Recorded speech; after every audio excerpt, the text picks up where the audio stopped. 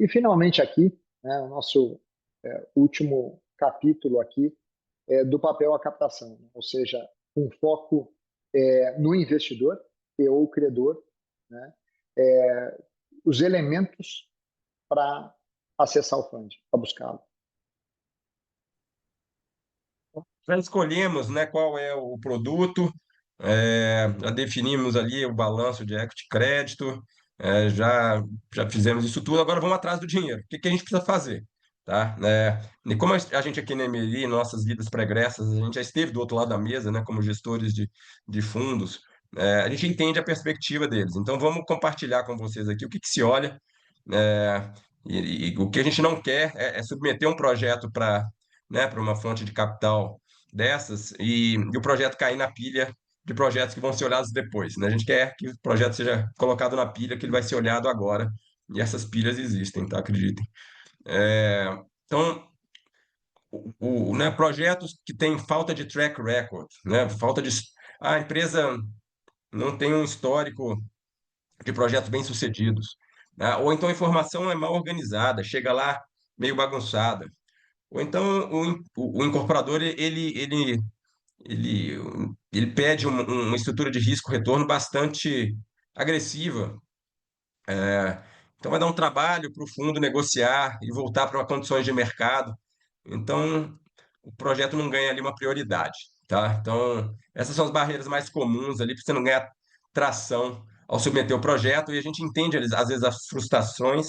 Às vezes, os incorporadores ligam ou ligavam e diziam: puxa, mas por que o projeto não está andando, não está andando? É porque tem provavelmente outro projeto que não tinha esses problemas e que provavelmente ganhou prioridade lá nos comitês de investimento e em detrimento desses que precisam de mais esforço de time, de análise para serem arredondados, né? Então, a melhor coisa é você já entregar um projeto arredondado para ele começar a ganhar atração lá dentro, né? Conhecer, o que significa arredondar? Significa conhecer o perfil do investidor, que tipo de projeto ele gosta, qual o tamanho que ele gosta, qual a geografia que ele gosta, quais os horizontes de tempo ele costuma trabalhar. Outro ponto, construir o que eles chamam de investment case, né? O caso de investimento. Por que que investir nesse projeto faz sentido? Quais são os racionais, as premissas, e construir um material bem feito que seja rapidamente absorvido ali pelo time, e o time fique confortável de levar para o comitê de investimento, porque é o time que faz esse, chama de gatekeeping, né? Eh, Toma conta ali de o que vai e o que não vai ser discutido nos comitês de investimento que são realizados semanalmente. É, então, fazer todo o material, o dossiê de captação, quer dizer, além do investment case, preparar os materiais da empresa, os demonstrativos financeiros, quaisquer outros materiais que sejam relevantes para você colocar um pacote para o investidor digerir de uma maneira mais objetiva, né? Como é que você aborda ele? Você manda um e-mail frio, você liga, como é que você faz para encontrar essa pessoa? Quem é essa pessoa? Como é que você, né, conquista a atenção dessa pessoa? Então, a arte da abordagem, né? Como é que você gera confiança com o fundo? Como é que você negocia? Quais os termos, etc. E, por fim, né, mas não menos importante, o depois do cheque, né? Muitos incorporadores não estão acostumados a prestar contas no formato detalhado que esses investidores profissionais demandam. Então, isso gera um custo para o incorporador, para o desenvolvedor, mas é o preço de você acessar um capital mais organizado, um capital mais institucional, e você criar rotinas de prestação de contas. Bacana. E fechando aqui, então, do ponto de vista de crédito, 5 pontos, não exaustivos, mas fundamentais, né?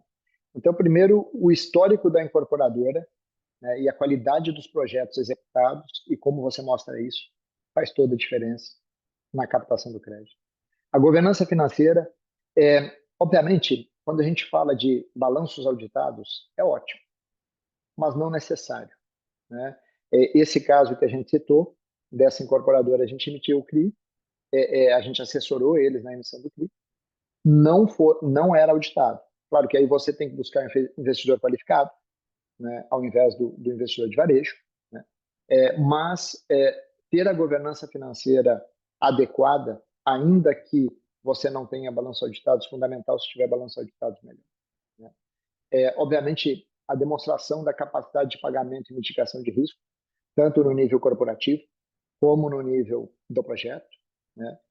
A qualidade e estrutura das garantias faz toda a diferença, e bem como a construção do relacionamento com o mercado financeiro. E aí é claro que aquele primeiro emissor ele tem mais dificuldade do que aquele segundo, né, o emissor que a gente chama de o first time issuer, né? Ele sempre, quando emite pela primeira vez, ainda é desconhecido pelo mercado, na segunda o mercado já conhece, ele vai tendo uma acessibilidade maior.